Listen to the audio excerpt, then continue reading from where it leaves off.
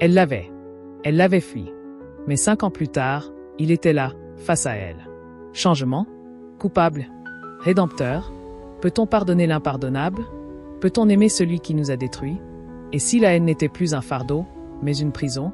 Zainab pensait avoir tourné la page. Jusqu'à ce que son passé vienne frapper à sa porte. Entre souffrance, résilience et un amour qui ne devrait pas exister.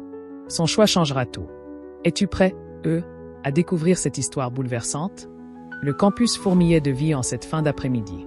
Le soleil déclinant projetait des reflets dorés sur les façades vitrées des bâtiments universitaires. Des groupes d'étudiants échangeaient sur les pelouses, certains riaient aux éclats, d'autres débattaient avec ferveur. Zainab traversait l'esplanade principale d'un pas vif, son sac solidement accroché à son épaule. Elle avait du mal à y croire. Elle y était enfin. L'université représente bien plus qu'un simple lieu d'apprentissage. C'était la récompense de nuits blanches, de sacrifices, d'un combat silencieux contre un destin qui semblait tracé d'avance. Sa mère, couturière, passait ses journées courbées sur sa machine, les doigts utilisés par le travail. Son père, chauffeur de taxi, enchaînait les courses, avalant les kilomètres pour quelques billets froissés. Il lui avait toujours répété « Tu es notre plus grand espoir, Zainab ». Et elle s'était jurée de ne jamais les décevoir. Depuis son arrivée, Zainab s'était déjà fait remarquer. Non pas par son style vestimentaire en sobre mais élégant, ni par son attitude discrète, mais par la vivacité de son esprit.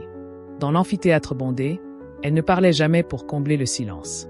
Elle posait des questions précises, argumentait avec assurance et défendait ses idées avec aplomb. Dès la première semaine, plusieurs professeurs l'avaient félicitée. « Vous avez une rigueur impressionnante, mademoiselle Zainab. Continuez ainsi. » Elle remerciait toujours avec humilité. Mais elle voyait bien les regards autour d'elle. L'admiration, la surprise, et parfois l'envie. Dans ce monde, une femme issue d'un milieu modeste qui brillait trop fort attirait nécessairement l'attention. Et elle ignorerait encore à quel point sa lumière dérangeait déjà quelqu'un. Ce soir-là, après des heures de travail à la bibliothèque, elle quitta le bâtiment, épuisée.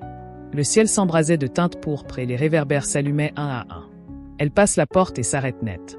Quelqu'un l'attendait. Djibril. Appuyé nonchalamment contre un muret, bras croisés, un sourire en coin. Il était connu sur le campus. Un jeune homme charismatique, issu d'une famille influente. Chemise griffée, montre scintillante au poignet, il dégageait l'assurance de ceux qui n'avaient jamais eu à lutter pour mériter leur place. Il la détailla, l'air intrigué. Puis, enfin, il prend la parole. « Alors, c'est toi, la célèbre Zainab ?» Elle haussa une source. « On se connaît ? Tout le monde te connaît. » Il laissa échapper à un rire bref. « On parle beaucoup de toi. Une étoile montante, paraît-il. » Elle soutient son regard. Le ciel est vaste. Il y a de la place pour tout le monde. Un éclair d'intérêt traversa les yeux de Djibril. Elle ne se laissait pas impressionner. Il se redressa et s'avança légèrement. « J'aime les filles intelligentes. Ça change. » Elle ne s'y a pas. « Et moi, j'aime les gens sincères. Ça aussi, ça change. » Son sourire effaça légèrement. Il n'avait pas l'habitude d'être ainsi défié. Après un silence, il haussa les épaules et déclare « Je vais t'inviter à dîner. On pourra échanger sur des sujets intéressants. » Son ton était assuré, comme si son invitation était une évidence. Mais Zainab reste impassible. « Je refuse. » Djibril cligna des yeux, surprise. « Pourquoi ? » « Parce que je n'ai rien à te prouver. » Elle se détourna et s'éloigna, laissant derrière elle un silence pesant. Dans l'ombre, Djibril la suivit du regard, les poings légèrement serrés. Elle ignorerait encore à quel point il détestait perdre. Djibril n'avait pas bougé. Il était resté là, les yeux fixés sur le dos de Zainab qui s'éloignait, droite et fière. Ce n'était pas un simple refus. C'était une humiliation. Depuis l'enfance, il n'avait jamais été contrarié. Il avait toujours obtenu ce qu'il voulait, sans effort. Les gens recherchaient sa compagnie, désiraient son approbation. Mais Zainab, elle l'avait rejeté avec une froideur implacable. Comme s'il n'existait pas. Et ça, c'était inacceptable. Les jours suivants, Djibril observa Zainab avec plus d'attention. Elle brillait. En cours, ses questions étaient pertinentes, ses dissertations citées en exemple. Les professeurs le respectaient, et les étudiants parlaient d'elle avec admiration. Puis, un jour, en passant dans un couloir, il surprit une conversation entre plusieurs élèves. Zainab a encore eu la meilleure note à l'examen. Elle a même battu Djibril. Il s'arrêta net. Battre lui ? Ce fut le déclic. Jusqu'à présent, Zainab n'était qu'une distraction. Une fille intrigante qui avait osé lui résister. Mais désormais, elle devenait une menace. Et Jibril ne supportait pas qu'on menace son statut. Quelques jours plus tard, un séminaire important eut lieu dans un amphithéâtre bondé. Zeinab arriva en avance, comme toujours. Assise au premier rang, carnet ouvert, elle écoutait attentivement. Derrière elle, Jibril prit place quelques rangs plus haut. Lorsque le professeur posa une question complexe, elle répondit aussitôt, avec une précision implacable. Un murmure admiratif parcourut la salle.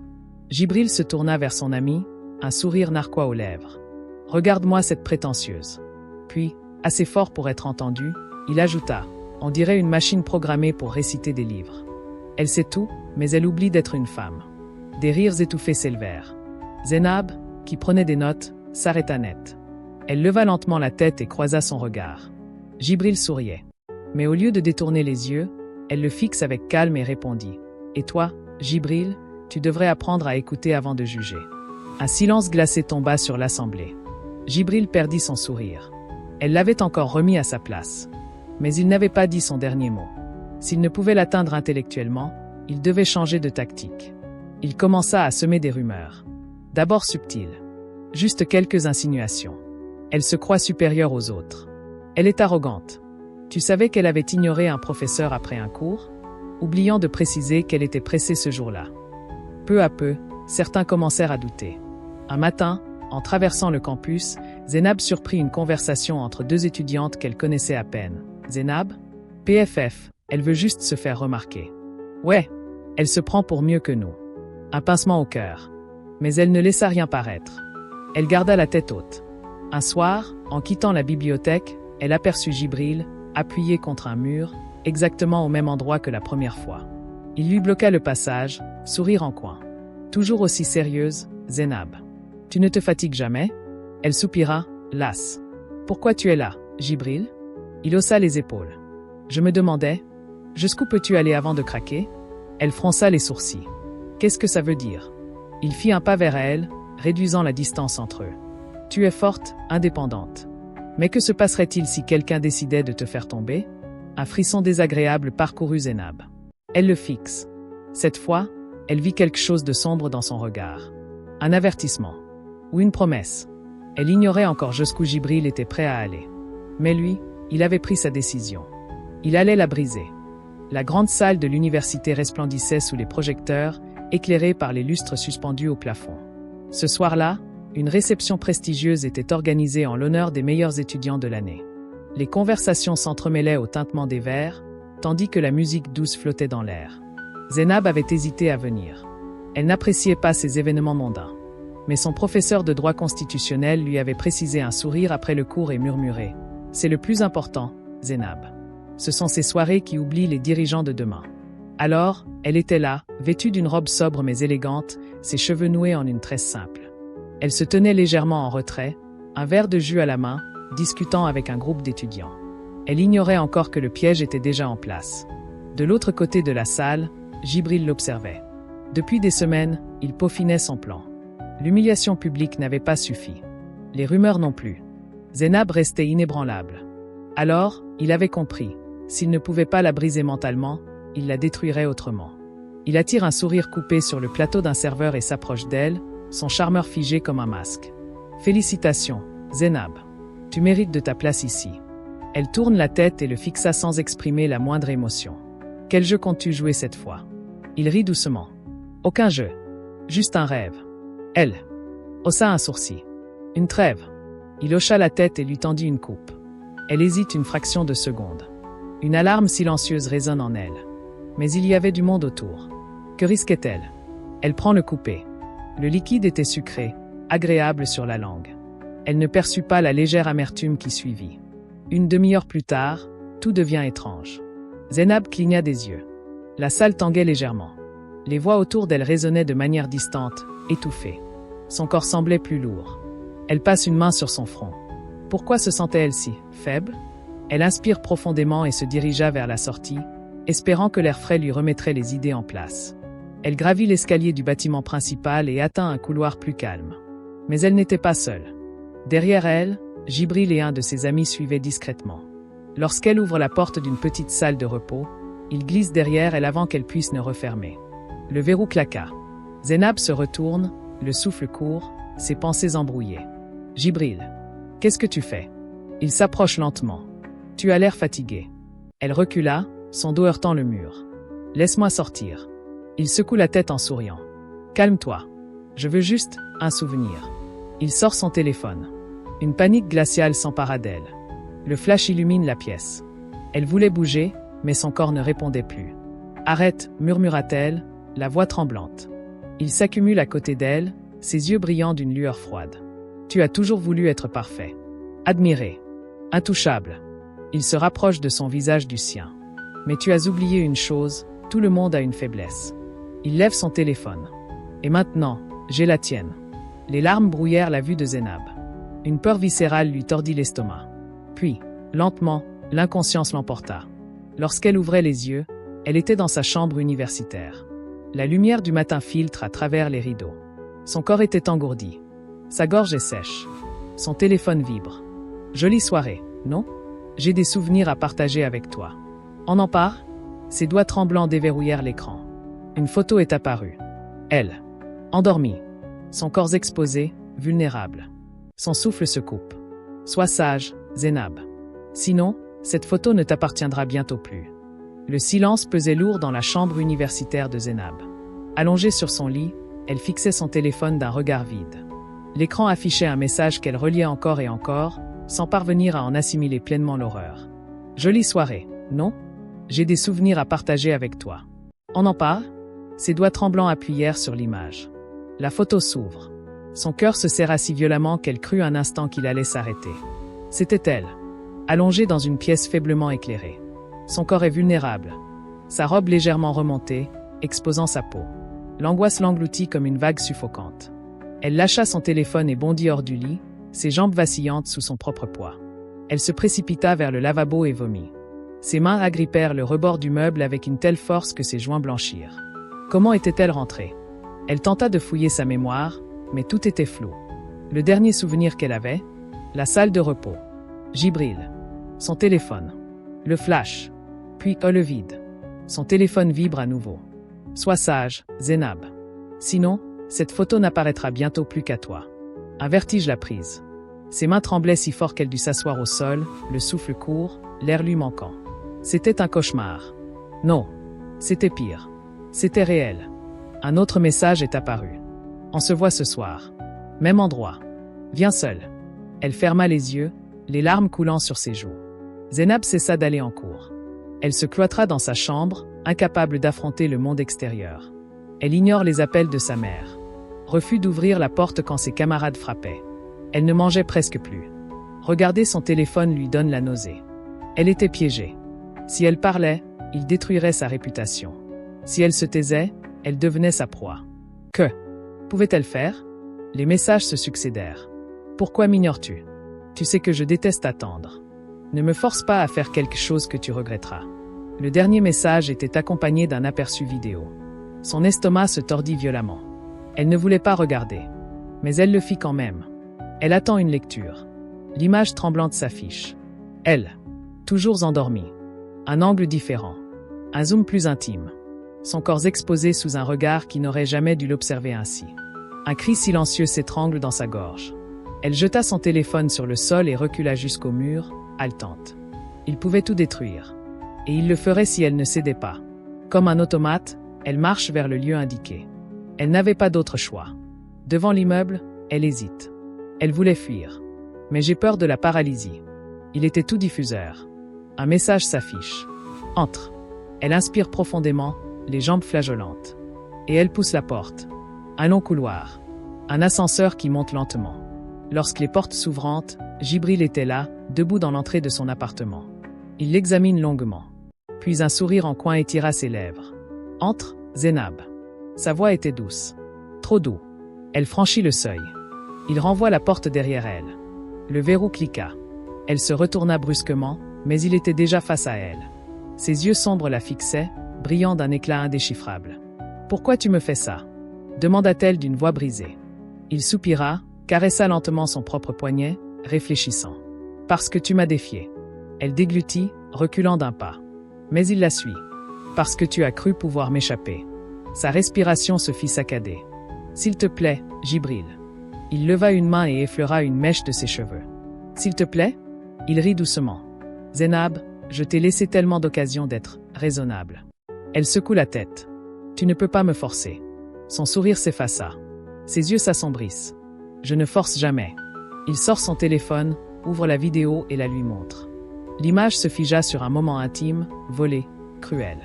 Mais je peux persuader. Zainab sentit le sol se dérober sous elle. Le piège s'est refermé. Elle n'avait plus d'issue. Quand elle ouvrait les yeux, elle était dans son lit. Le matin filtre à travers les rideaux. Tout son corps était engourdi. Elle ne voulait pas se lever. Elle ne voulait plus exister. Elle ignore combien de temps elle reste là, immobile. Mais quand son téléphone vibra, elle ne regarda même pas. Elle avait perdu. Et Jibril avait gagné. Les jours devinrent des semaines. Zainab n'existait plus. Elle assistait aux cours sans vraiment écouter. Elle mangeait sans sentir le goût. Elle errait dans les couloirs du campus comme une ombre. Les salutations avaient changé. Avant, sur l'admirait. Maintenant, on l'évitait. Certains murmuraient à son passage. Qu'est-ce qui lui est arrivé? Elle a l'air malade. Elle n'est plus comme avant. Elle ne répondait jamais. Elle ne parlait plus. Jibril, lui, était toujours là. Il n'avait plus besoin de l'approcher en public. Un simple regard dans sa direction suffisait à lui glacer le sang. Un sourire narquois quand ils se croisaient la faisait accélérer le pas. Elle vivait dans une prison invisible. Un piège psychologique où chaque jour était une torture. Parfois, son téléphone vibrait. T'as été sage. Continuez comme ça. J'espère que tu ne m'oublieras pas. Elle ne répondrait jamais. Elle n'avait plus d'énergie. Elle s'éloigna de tout le monde. Elle ne répondait plus aux messages de ses amis. Elle évitait sa famille. Elle ne levait plus la main en cours. Un soir, sa colocataire, Sarah, la surprise en train de fixer son téléphone, les yeux vides. « Zainab, ça va ?» demanda-t-elle doucement. Zainab ouvre la bouche, puis se ravisa. Elle hocha simplement la tête. Sarah n'était pas convaincue, mais elle n'insista pas. Parce que Zainab savait que personne ne pouvait l'aider. Personne ne comprendrait. Un matin, alors qu'elle traversait le campus, une voix l'interpella. « Mademoiselle Zainab. » Elle s'arrêtera. Son professeur, Monsieur Karim, la regardait avec bienveillance. « Puis-je vous parler un instant ?» Elle hésite. Chaque interaction humaine lui coûtait un effort monstrueux. Mais elle lui fait mal à la tête. Ils entraient dans son bureau. Il s'assit derrière son bureau et la fixa longuement. « Je ne vais pas faire semblant de ne pas voir, Zainab. Vous avez changé. Vous n'êtes plus la brillante élève que vous avez été. » Elle baisse les yeux. « Je vais bien, professeur. » « Non. » Sa voix était douce, mais ferme. « Vous n'allez pas bien. Et ce n'est pas grave. Ce qui est grave, c'est de rester seule avec cette douleur. » Un nœud se forme dans sa gorge. « Je ne peux pas, » murmura-t-elle. Il croise les doigts. « Vous n'êtes pas obligé de parler. Mais sachez que vous n'êtes pas seul. » Zainab leva enfin les yeux vers lui. Et pour la première fois depuis des semaines, une fissure est apparue dans le mur de son silence. Ce soir-là, de retour dans sa chambre, elle s'assit à son bureau. Elle prit son carnet, celui qu'elle n'avait pas ouvert depuis des mois. Lentement, elle tourna les pages, caressant du bout des doigts les mots qu'elle avait autrefois écrits. Puis, avec une lenteur douloureuse, elle prit un stylo et traça quelques mots. « J'ai mal. Mais je suis en vie. » Un frisson parcourut son corps. Elle ferme les yeux. Des larmes coulèrent. C'était la première fois qu'elle admettait sa douleur. La première fois qu'elle ne la fuyait pas. Et même si c'était infime. C'était un début. 5 ans plus tard, une nouvelle femme. Le claquement des serres de Zainab résonnait dans le long couloir vitré d'un immeuble d'affaires moderne. Ses pas étaient fermes, mesurés. Elle n'était plus la même. Les années l'avaient métamorphosée. Après avoir obtenu son maître à l'étranger, elle s'était imposée dans le monde professionnel avec une discipline inébranlable. Elle avait gravi les échelons avec acharnement, gagnant le respect et l'admiration de ses collègues. Aujourd'hui, elle rejoignait l'une des plus grandes entreprises du pays en tant que chargée de projets stratégiques. Tout cela, elle l'avait bâti seule. Elle avait laissé son passé derrière elle. Ou du moins, c'est ce qu'elle croyait. Jusqu'à ce qu'elle entre dans la salle de réunion. Jusqu'à ce que son regard croise le sien. Zainab s'arrêta net. Autour d'elle, les employés échangeaient des poignées de main, des sourires polis. Mais pour elle, le temps venait de se figer. À l'autre bout de la pièce, debout près de la baie vitrée, il était là. Jibril. Ses cheveux étaient plus courts, ses traits plus durs, mais elle aurait reconnu ses yeux entre mille. Lui aussi l'avait vu. Son visage perdit toute couleur, comme s'il venait d'apercevoir un fantôme. Pendant 5 ans, ils s'étaient évités.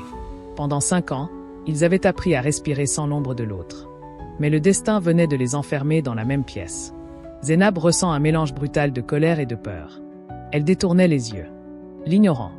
Mais son corps se souvenait. Son cœur tambourinait dans sa poitrine, ramenant avec lui les échos du passé. Les nuits sans sommeil, les mois d'agonie silencieuse, la sensation d'être brisée.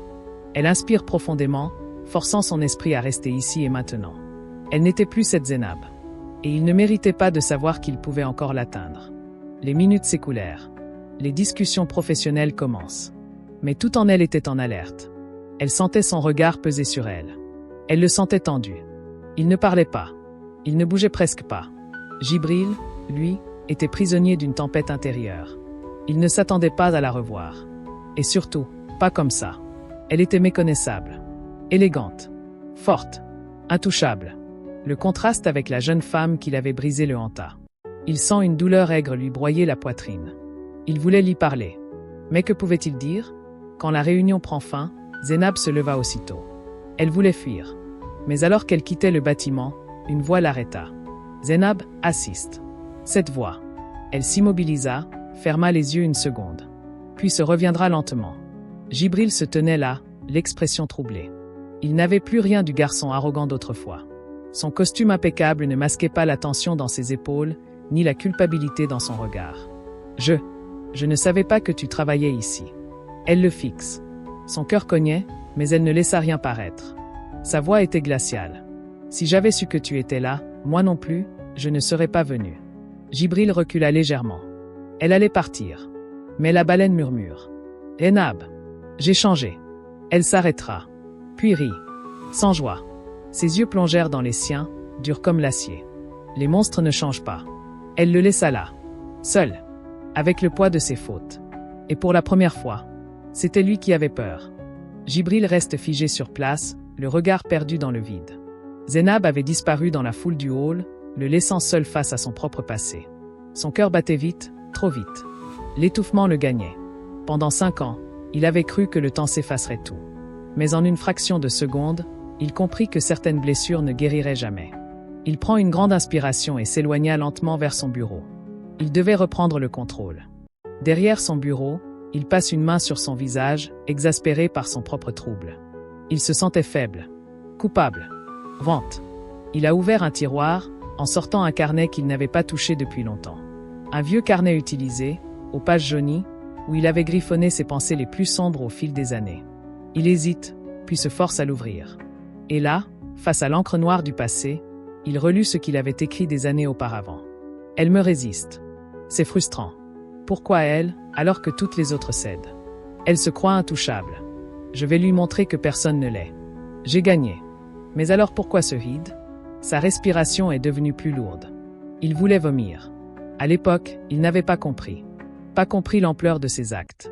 Pas compris qu'il ne s'agissait pas d'un simple jeu, mais d'un crime. Aujourd'hui, la vérité le dévorait. Depuis qu'il avait vu Zeinab, il ne pensait plus qu'à elle. Pas comme avant. Non. Cette fois, c'était une obsession née du remords. Chaque nuit, son visage hantait ses rêves. Chaque matin, sa voix résonnait dans sa tête. Chaque jour, son méprisé le brûlait de l'intérieur. Il se revoyait, 5 ans plus tôt. Le Djibril d'autrefois. Arrogant. Manipulateur. Aveuglé par son propre pouvoir. Ce Djibril-là méritait de disparaître. Le lendemain, il l'attend dans le parking souterrain de l'entreprise. Il savait qu'elle finirait par passer. Et lorsqu'il la vit descendre les escaliers, son cœur manqua un battement. Elle était plus forte, plus imposante, de plus intouchable. Mais il fallait essayer. Il s'approche lentement. Zeinab. Elle s'arrête, les yeux glaciales. Il hésite, puis parla d'une voix plus basse qu'il ne l'aurait voulu. S'il te plaît, laisse-moi juste te parler. Elle croise les bras. Pourquoi? Son ton était tranchant, sans émotion. Djibril ferma les yeux avant de murmurer. Parce que je ne peux pas vivre avec ce que j'ai fait. Zeinab a eu un rire américain. Alors c'est pour toi que tu veux me parler. Il secoue la tête. Non, c'est pour nous deux. Un silence pesant s'installe. Puis, sans prévenir, elle s'approche lentement, son regard ancré dans le sien. Tu crois que tu peux réparer ce que tu as brisé? Il ne répondit pas. Parce qu'il savait que non. Elle le détailla un instant, cherchant quelque chose dans ses yeux. Puis elle murmura, tu n'auras jamais mon pardon. Et elle tourna les talons.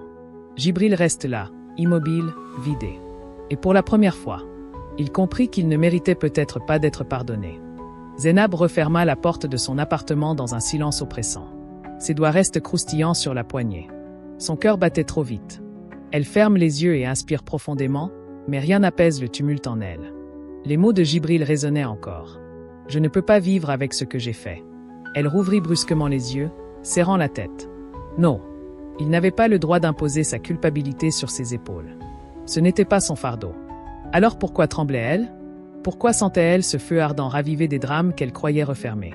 Elle était passée à autre chose. Elle avait reconstruit sa vie. Alors pourquoi ?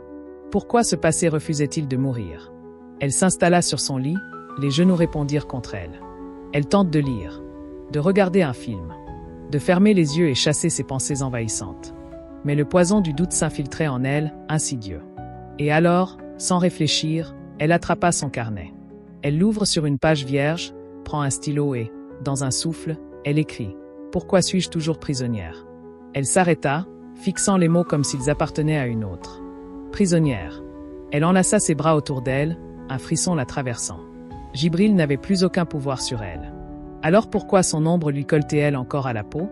Le lendemain matin, alors qu'elle buvait son café sans appétit, une impulsion soudaine la traversa. Elle attrapa son téléphone et tapa un message. « Rencontre-moi ce soir, au café près de l'entreprise. » Elle ne savait pas pourquoi elle l'avait envoyé. Elle ignorait même si elle voulait vraiment le voir. Mais une partie d'elle avait besoin d'une réponse. Le soir venu, Zeinab arrive au café avant lui. Elle s'installa près de la fenêtre, fixant la ville qui s'éclairait. Le vent nocturne soulevait doucement une mèche de cheveux qu'elle remplace d'un geste mécanique. Elle aurait pu partir. Elle aurait dû partir. Mais alors qu'elle s'apprêtait à se lever, une silhouette apparaissait dans son champ de vision. Jibril. Il s'arrête à l'entrée, son regard sur la recherche. Quand il la vit, il hésite. Elle remarque immédiatement l'incertitude dans ses pas, la tension dans ses épaules. Il n'était plus l'homme sûr de lui d'autrefois. Il était hanté. Finalement, il s'approche et s'assit en face d'elle. Le silence s'étira, lourd, pesant.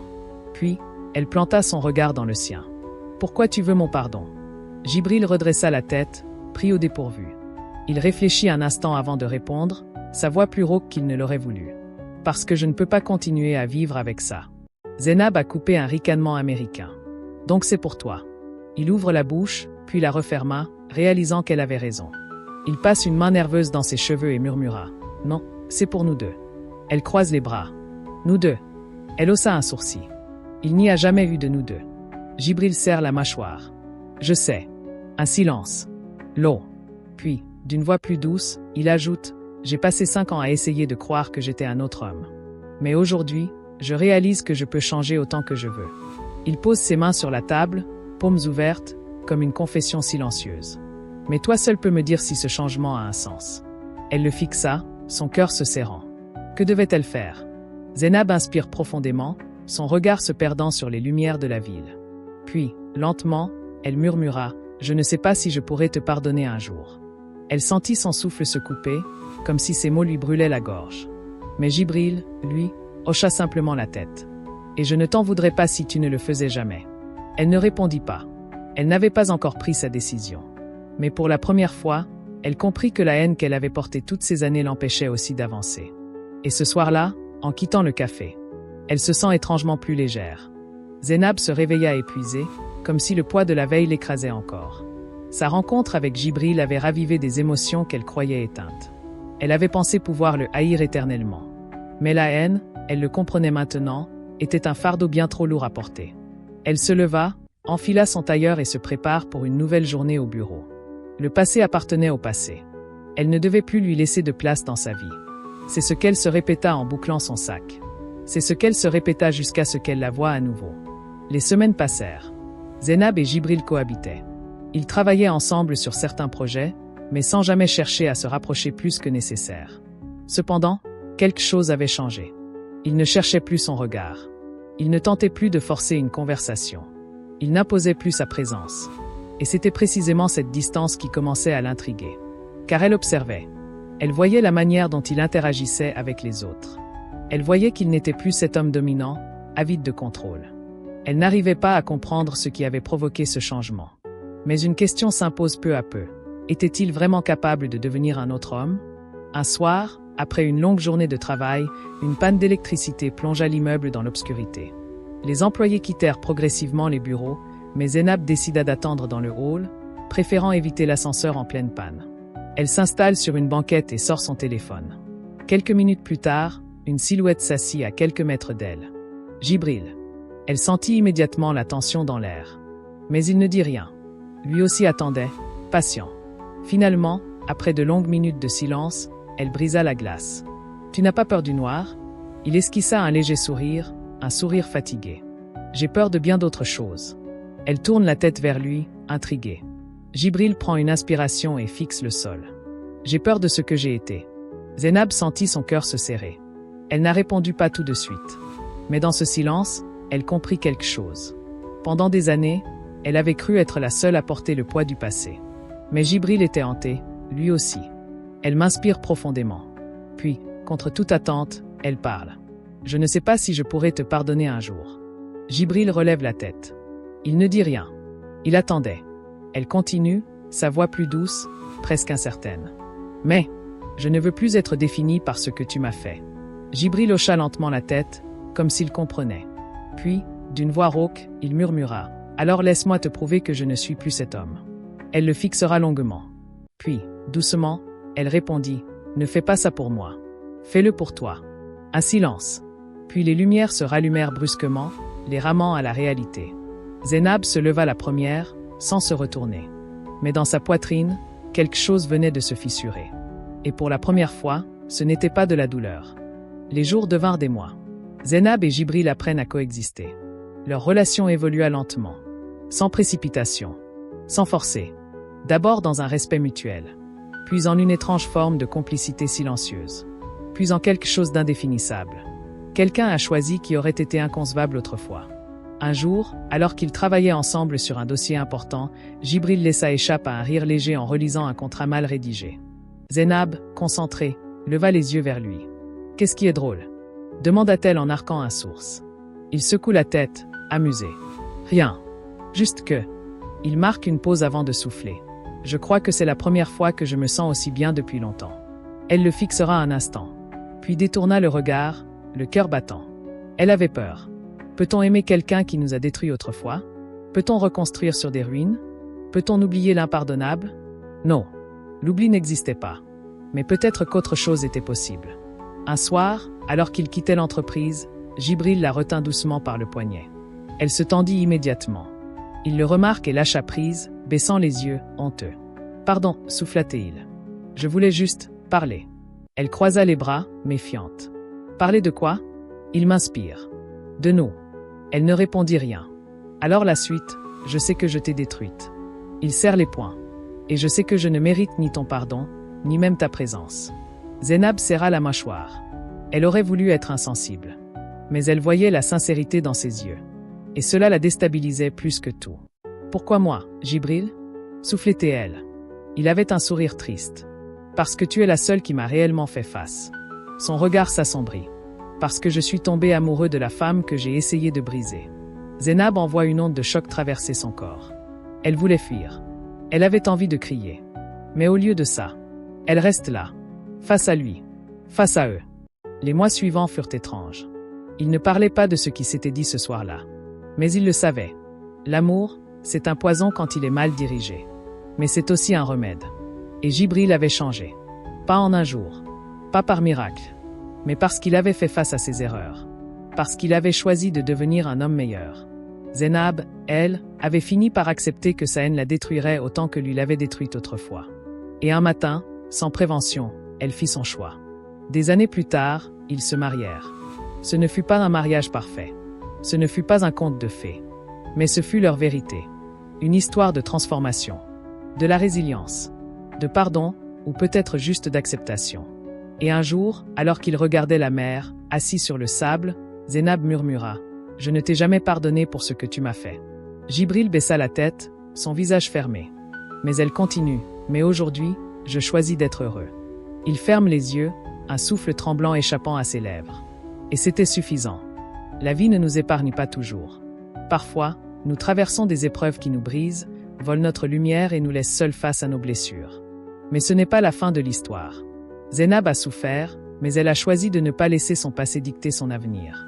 Elle a compris que le pardon n'est pas obligatoire, mais que la paix intérieure est essentielle. Elle n'a pas oublié, mais elle a refusé de rester prisonnière. Conseil pour avancer, même après les pires épreuves, reconnaître la douleur, mais ne pas s'y enfermer. Ce qui t'est arrivé fait partie de ton histoire, mais ce n'est pas tout ce que tu es. S'entourer des bonnes personnes. La solitude prolongée est un piège. Ouvre-toi à ceux qui veulent ton bien. Écrire, parler, extérioriser. Les mots libèrent ce que le cœur ne peut plus porter seul. Tracer son propre itinéraire. Les choix des autres ne concernent pas ton avenir.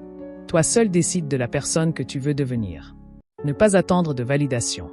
Le pardon peut être un soulagement, mais il n'est pas une obligation. Ce qui compte, c'est ton propre équilibre. Tu n'es pas ce que l'on t'a fait subir. Tu es ce que tu as choisi de devenir. Et toi, quelle est la première étape que tu comptes franchiser pour avancer? Merci d'avoir suivi cette histoire émouvante jusqu'à la fin. Si elle vous a touché et inspiré, n'oubliez pas de vous abonner pour ne rien manquer des prochains contenus. Cliquez sur j'aime pour soutenir cette chaîne et, surtout, partagez cette histoire avec vos amis afin qu'ils en profitent également. Merci pour votre soutien et à très bientôt. Sont longues et silencieuses, les souvenirs forment une danse. Dans un souffle d'ombre précieuse, je cherche une nouvelle chance. Les rêves s'effacent au matin, des larmes sur un parchemin. La tristesse comme un doux refrain, le passé s'éloigne lentement. Mais une lueur dans la nuit, un espoir qui jamais ne fuit. Dans l'obscurité elle brille, un éclat qui toujours scintille. Les notes résonnent dans le vide, le temps qui file, je le guide. Le cœur blessé mais lucide, la lumière devient mon guide. Nos souvenirs en éventail, comme des étoiles en pagaille. Je trace un chemin sans faille, traversant brouillard et paille. Mais une lueur dans la nuit, un espoir qui jamais ne fuit. Dans l'obscurité elle brille, un éclat qui toujours scintille.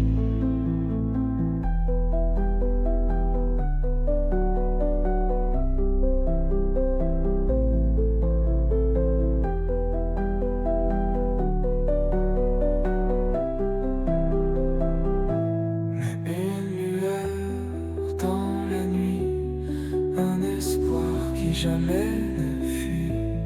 Dans l'obscurité